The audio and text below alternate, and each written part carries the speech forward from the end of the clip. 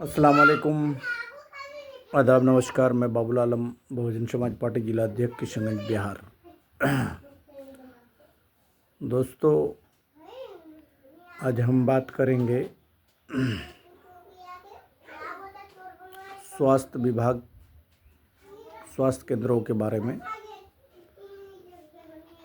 जो हमारे यहाँ किशनगंज कोचा धमन में जितनी भी स्वास्थ्य केंद्र चल रही है,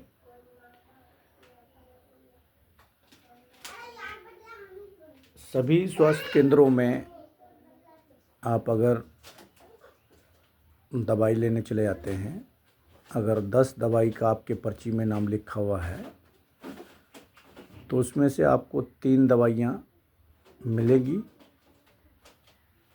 बाकी के 7 दवाई नहीं मिलेंगे जो इम्पोर्टेंस होते हैं। और जितनी भी महंगी दवाई है, सारी दवाई बाहर से आम जनता को ख़रीदनी पड़ती है। तो ये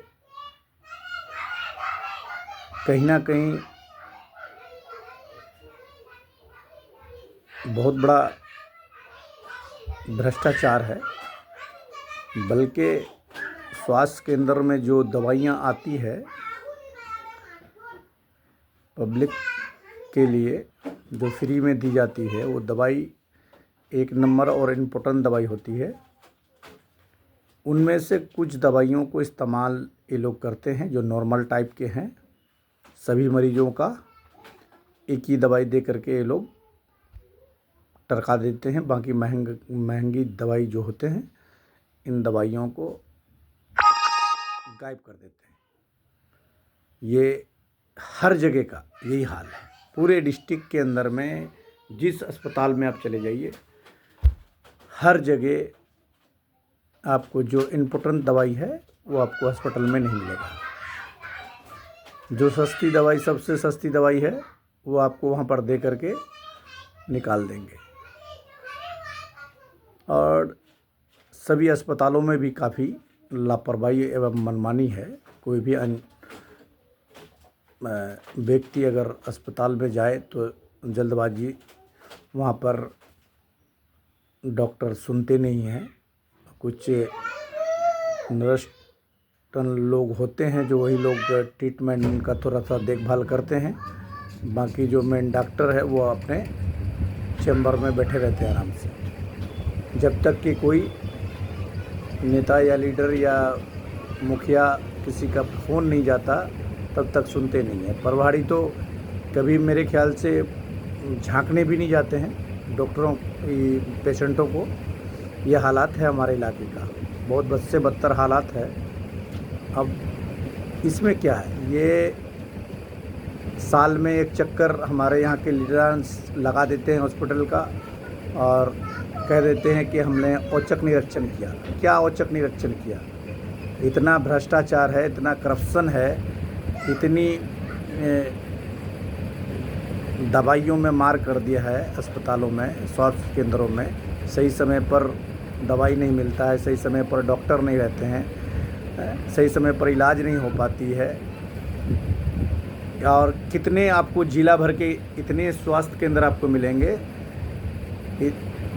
जो नया स्वास्थ्य केंद्र अभी बने हैं, सरकार ने करोड़ों की लागत से स्वास्थ्य केंद्रों को बनाया, जिसमें आपको ना कोई डॉक्टर है,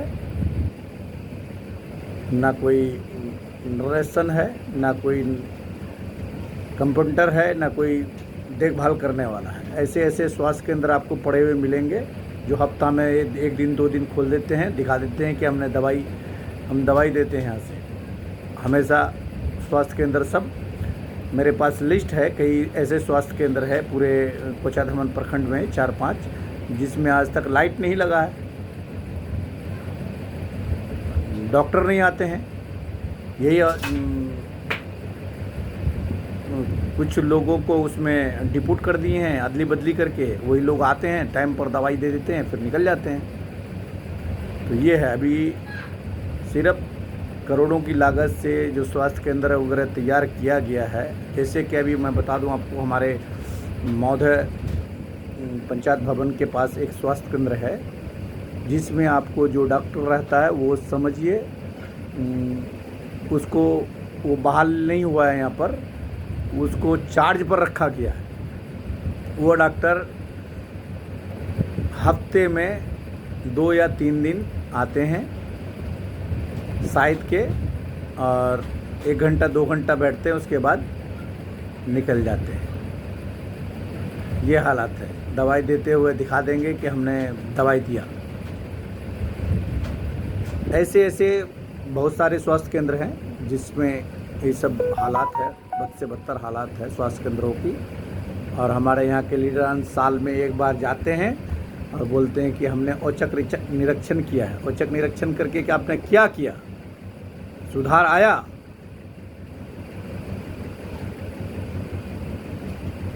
सिर्फ अपने झोला भरने के चक्कर में रहते हैं लोग, और कुछ नहीं है।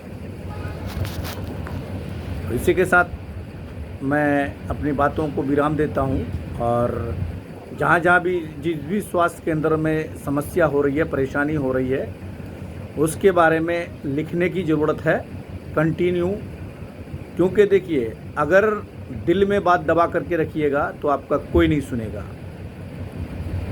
या तो फिर आप बोलिए या तो फिर आप लिखिए। जब आप कंटिन्यू बोलना शुरू कीजिएगा, लिखना शुरू कीजिएगा। अगर आप आंदोलन नहीं कर पा रहे हैं तो कम से कम बोलिए। अगर बोल भी नहीं पा रहे हैं तो कम से कम आप लिखिए।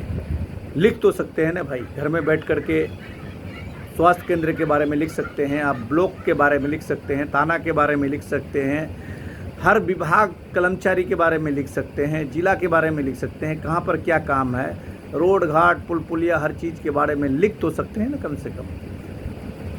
तो कम से कम मैं तमाम युवा जवानों से गुजारिश करता हूँ कि फेसबुक में फजूल बातों को करने से अच्छा है कि समाज की समस्या पर बात की जाए तो बहुत बेहतर रहेगा।